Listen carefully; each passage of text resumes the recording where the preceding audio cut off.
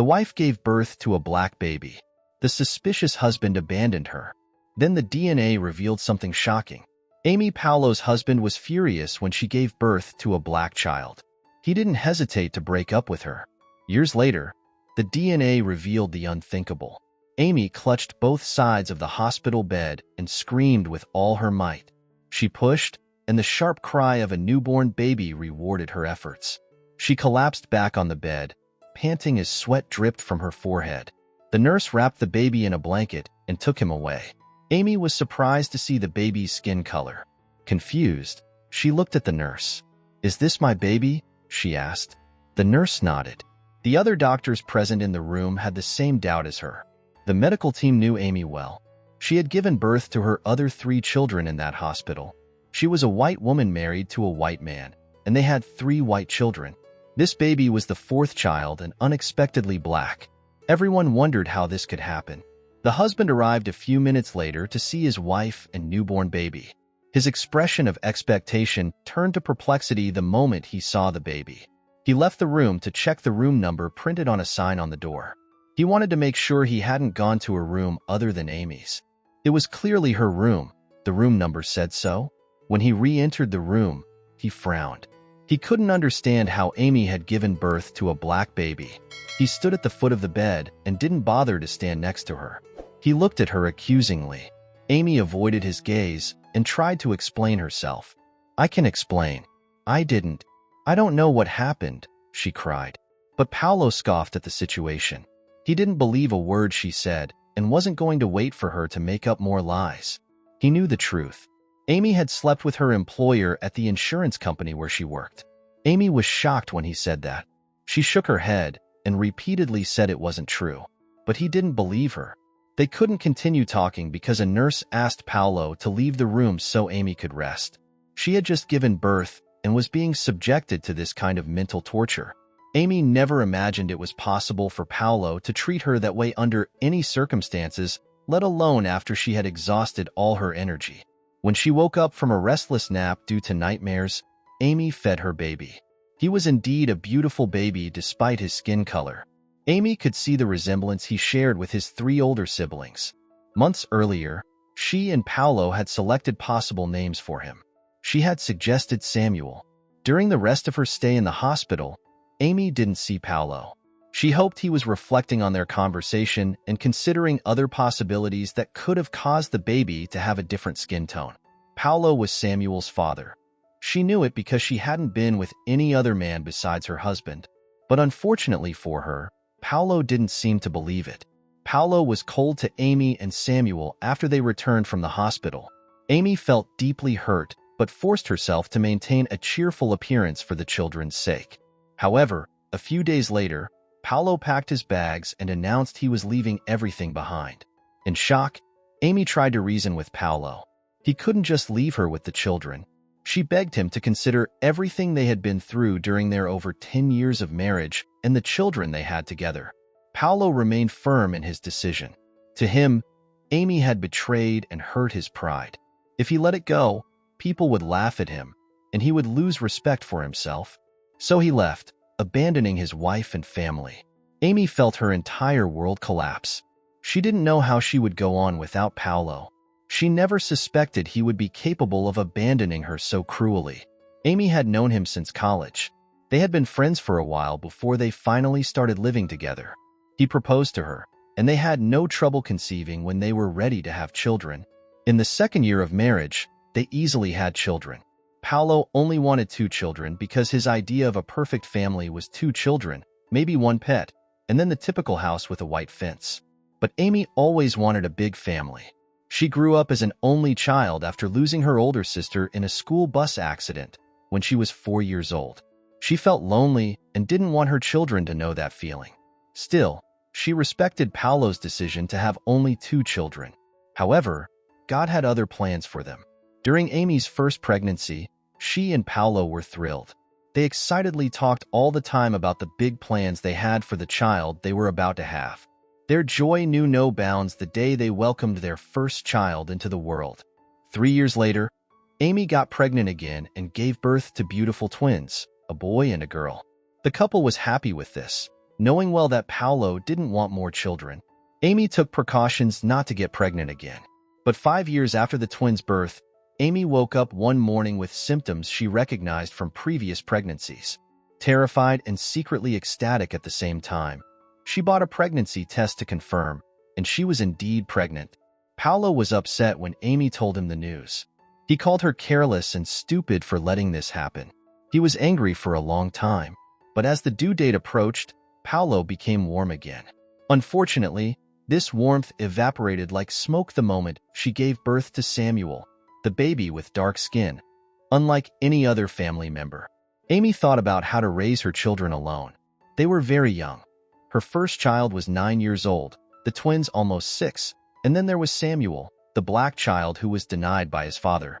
Amy didn't know how to make her life work as before. She struggled to take care of her children and maintain them. Some of her neighbors, who envied her family and knew Paolo had abandoned her, whispered behind her back. They mocked her, calling her an unfaithful and hypocritical wife. She used to present a perfect balance between personal and professional life to the public. Now everything was in ruins. Amy didn't know who to turn to during this distressing time in her life. She called her friends for help, but none could help. They were all busy with their families and things happening in their lives. The most they did was offer words of comfort and ask her to stay strong. Every night, Amy cried into her pillow. It felt like someone was tearing her insides apart. The pain was so intense it exhausted her. She didn't know how to gather the strength to continue. Nothing in her life motivated her to keep fighting. Instead, her sense of responsibility made her feel drained. Her children depended on her. Their lives also changed with their father's departure, and they needed reassurance. Baby Samuel was just an innocent and helpless baby, and she still had to work. With all this happening, Amy was distracted at work. She couldn't perform excellently. At random moments, tears would start running down her face. This made her colleagues uncomfortable. One day, she almost made a grave mistake with a report. Seeing this, her superiors called her into the office and asked her to take an indefinite leave without pay. Amy wanted to protest because she needed money to support her children, but she saw the stern face of her superior and knew they were right. She thanked them for not firing her. Amy constantly tried to contact Paolo. She sent messages and left countless voicemails, all ignored and unanswered. It was like he had disappeared into thin air. She tried contacting him through social media but couldn't find him. That's when she realized he had blocked her everywhere. Amy was frustrated, angry, and sad simultaneously. Paolo had been gone for months and never sent money for child support. Due to the challenges and turbulence she faced, Amy was always tired or sad. Dealing with the constant headaches and the situation, she frequently took unplanned naps. As a result, she didn't do much housework, and her home was in disarray. She barely managed to feed the children daily. Jeremy, Amy's 9-year-old son, took the initiative. From a young age, he followed his mother's example.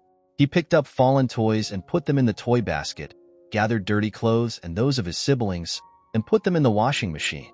He used the vacuum cleaner to clean and wiped kitchen surfaces with a clean cloth.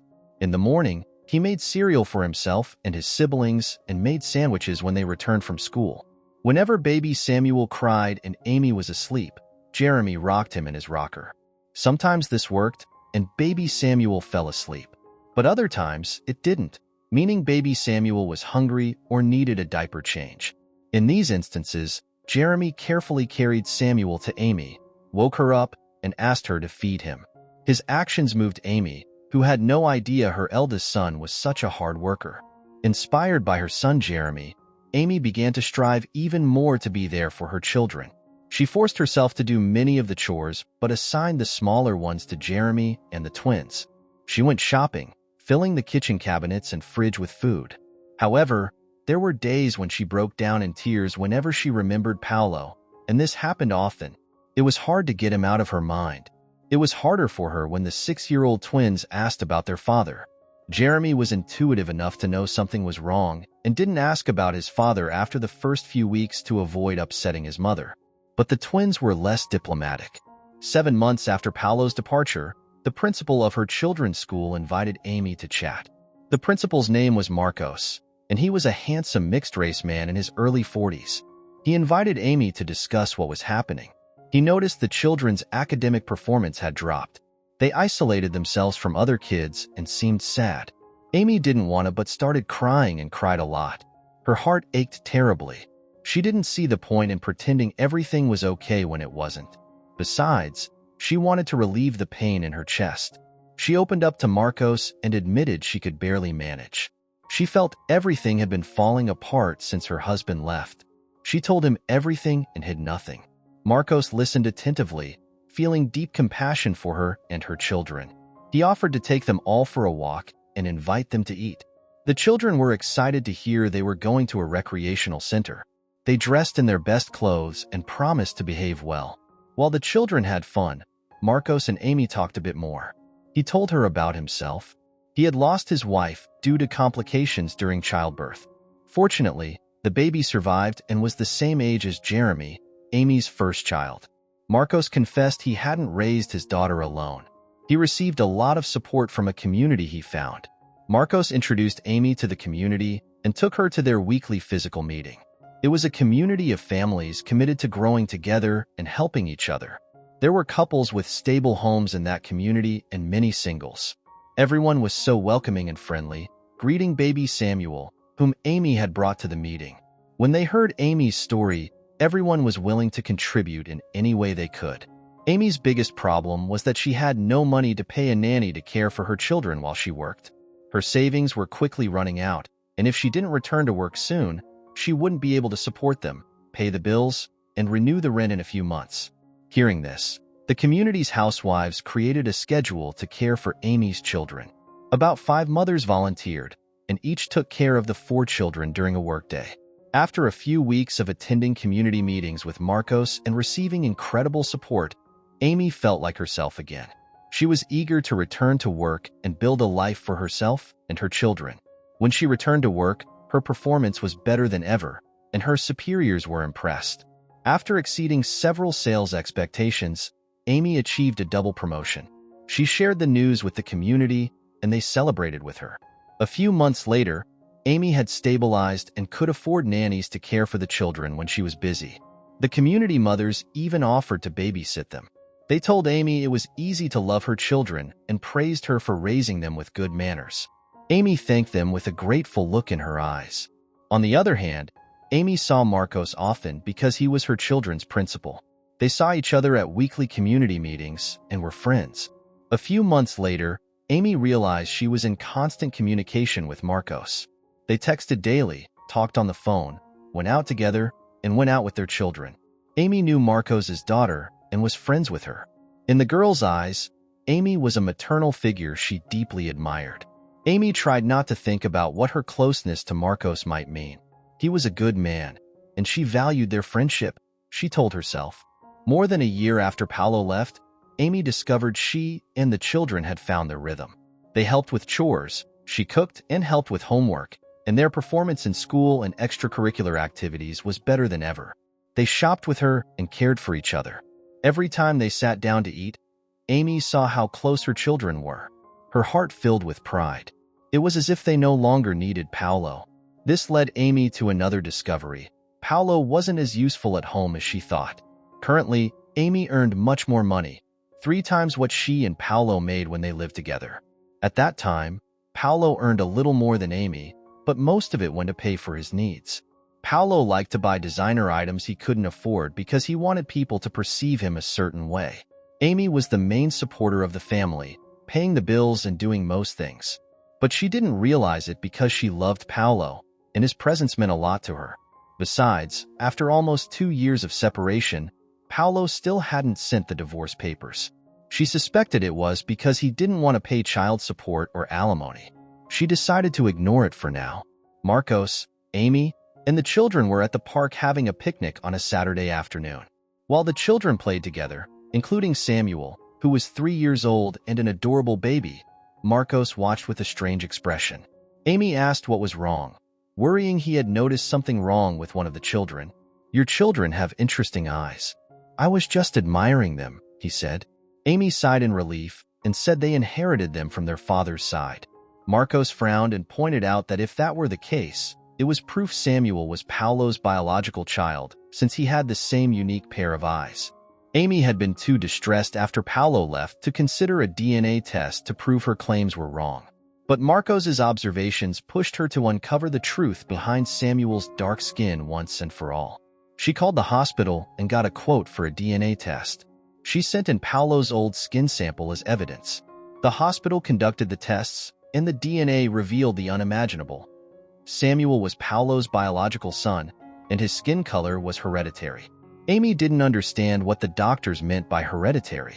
They explained that Samuel had black ancestors or great-grandparents. Amy was confused because she and Paolo had nothing to do with it. But she was still pondering this the next day when Paolo called her. He said he had just found out from his mother that his biological father was black. He was the person his mother was engaged to, but after he died in an accident, his mother married his best friend, a white man. His mother didn't see the point in telling Paolo since he was born white. But suddenly, she felt a pull in her heart to reveal the truth. Paolo begged to return to Amy and the children, willing to be a father to all of them, including Samuel. Amy refused. He had abandoned them for 3 years. She divorced him but allowed him visitation rights. However, the children didn't like staying with their father. They preferred Marcos. Shortly after, Marcos and Amy started dating. The children, including Marcos's daughter, were thrilled, especially when they spent all their time together. Years passed, and Marcos married Amy. Paolo felt remorse for his past behavior. Amy didn't hold a grudge. She had forgiven everything. What do you think of Paolo's reaction to having a black baby? If you like the story, don't forget to subscribe. These other stories on your screen will also make you happy. Enjoy them and get involved in them.